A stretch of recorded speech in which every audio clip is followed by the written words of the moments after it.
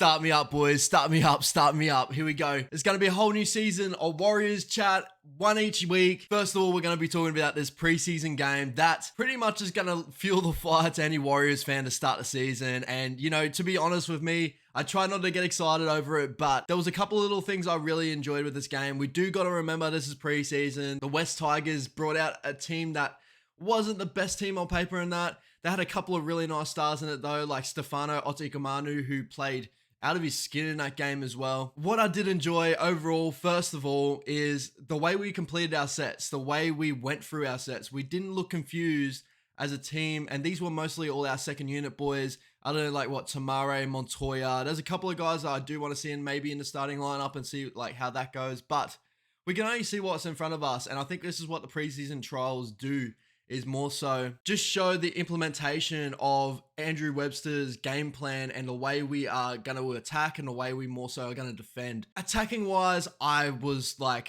happy. There was no real confusion. As I said before, with a second unit, like a second team, sometimes there can be confusion getting through our sets. And even with our first team last year, we've seen the last couple of years there's been some like instability with our sets sometimes. Sometimes we can finish really, really well, score points.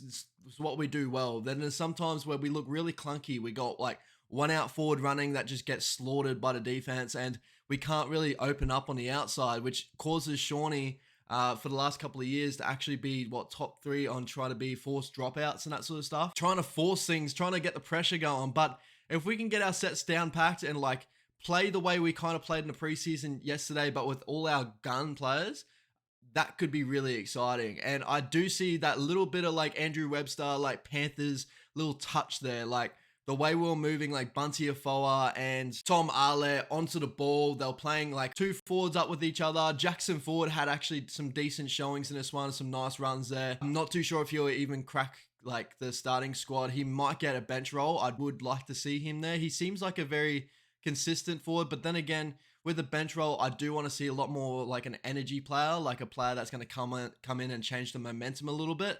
But with Jackson, you get a very sturdy defensive player. Anyway, other than that, like, you know, obviously the plays from like Tamare and Luke Metcalf is like the things that got me going. And I thought it was just amazing to see someone like a Luke Metcalf and pick the right options, either to the center, to the second row. Like he picked the perfect option each and every time. Same with Tamare. Like we saw Montoya go out over for 3 tries in this game. And I think 2 out of those 3, or maybe even the whole 3 out of those 3, was set up by Tamare and Luke Metcalf, and that was really good to see. Wondering where Metcalf fits in this team and whether we could play him at fullback and put Chance in center. I'm not too sure. I really feel like, honestly, when we're coming towards the end of our season, we're going to end up seeing like a lot more Volkman and Metcalf, or Tamare and Metcalf ending the season, and Shawnee taking a step back and being more of helping with like the boys develop and you know, just taking his hand, and probably end the season like our last game of the season. Shawnee will probably play in that,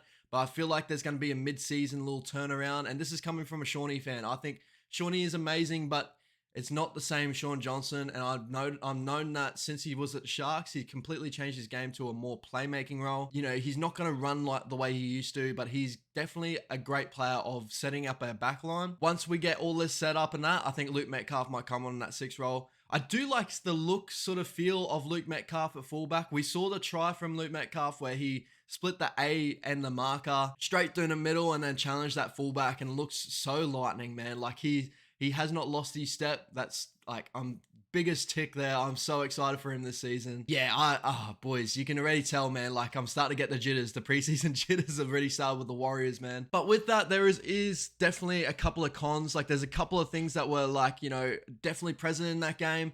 One of them, I thought Villiers had a really nice game, but even though I think he went 10 tackles, 0 misses, he had a really sturdy game in that sort of aspect. There was times where I could see him getting like sorted, like found out. I don't know if the teams, like everyone will be reviewing that sort of thing and that, but I feel like Villiers really loves to try and like chime in and help him with his halfback there. He gets really close and tries to back himself to cover outside later on. There was a couple of times where the Tigers just couldn't like let it happen. I could see someone like an Edward Cossey or whoever's on the outside of him making some indecision and really, again, I don't want to say it like, because last year we did struggle with it quite a bit where our center and winger were pulling in way too much to try and cover on, I think it was Shawnee on that edge. I hope that like he does change that a little bit. He did have instances where he had really nice defense. I thought the other side was really, really exciting to see, especially Braden Williame. I'd want to touch on him quickly for his age and stuff. He's obviously only going to be here for a year or two maybe, but I would actually like to see him in a starting lineup. And don't crucify me with this, but I felt like he was really sturdy. Everything he did is perfect for a right-hand center, and then we can get a strike center on the other side, which could be definitely Vilea. If he can like sort out his defense, that's where I could see this happening, and it frees up our depth like completely. I thought Williame had a really nice showing. I know these weren't the best players like to go against, but Tommy Talau is a stud. He is a really good player. Didn't have the best game in this one, but he is a stud. And for Williame to keep a lid on him the whole time, there was a couple of times there where the Tigers thought they had to overlap on the other side, but we just pulled the numbers straight away. And it was like, obviously the end touch to get Montoya into for 3 tries. A lot of that did come from Williame as well. And I thought he had a really, really nice game. I would love to see him maybe start in that center. He seems like a very controlling, experienced center.